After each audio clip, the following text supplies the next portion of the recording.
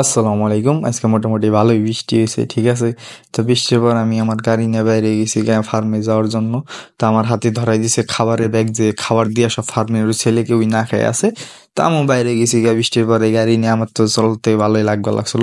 তো আসার পথে গাড়ি গেছিল বন্ধ হয়ে, মাঝপথে আবার বাসায় যায় গাড়ি ঠিক করে ঠেলে নিয়ে, তারপর আবার এখন আমি আইসে ফার্মে যাবার লাগছি ওর খাবার দেওয়ার জন্য। তো ডেলি মোটামুটি যাওয়া আসা হয় ওর খাবার দেওয়ার জন্য।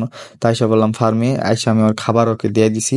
এখন হলো আমি গরুগুলা দেখবার লাগছিলাম। তো এইদিকে যাওয়ার পরে এই যে কালা গরুটা, এটা হলো মানে বড় দেখতে, শুদ্ধ বড় হলে কি, কিন্তু এটা হলো শান্ত, ঠিক আছে। এর লিগে আমার ওর সামনে যেতে ভালো লাগে, ওর ফাইলাম করি, ওর সামনে গেলেও কিছু কেনা, পিছিয়ে গেলেও কিছু কেনা।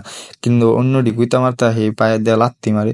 তো এই জন্য এদিকে দেখতে পারতেছেন মুরগির গড়ায় বললাম এই জন্য ডিম স্টক করা। তো আরো আছে ডিম অন্য ঘরে, এই কটা থুয়ে দিছি আপাতত কথা আজকের। তো এই যে দুইটা রুমে বহাই দিছি মুরগির বাচ্চা। তো মুরগির বাচ্চা আরো ছিল, কিন্তু ওগুলো হলো আপনার হয়েছে কি মারা গেছে। প্রায় 100 মুরগির বাচ্চা ছিল, উঠাইছে কিন্তু মারা গেছে, কিছু আর করার নাই, আল্লাহ চাইছে। তো এদিক দিয়ে হলো বাচ্চা যাইবার লাগছিল, ছাগল যাইবার লাগছিল। তো এই যে যে সাদা ছাগলের বাচ্চাটা যে দেখতেছেন, এটা মূলত হলো লাল ছাগলের বাচ্চা, কিন্তু বোঝা যায় এটা সাদাটার।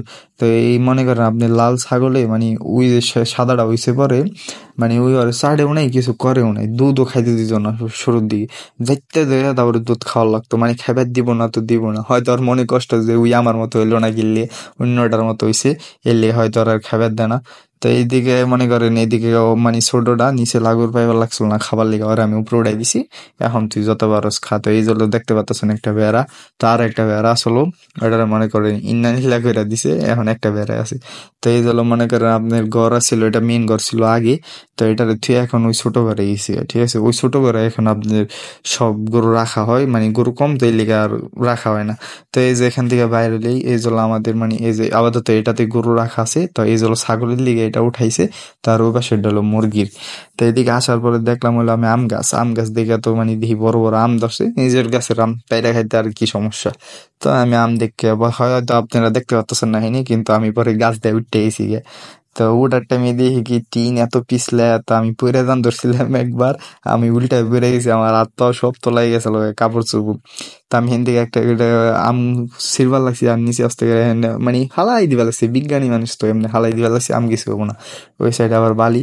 তো হিন থেকে তিনটা সিরুম, তিনটা মানে এত বড় বড় আম, আমি বাইতে না মাখায় খাইছি।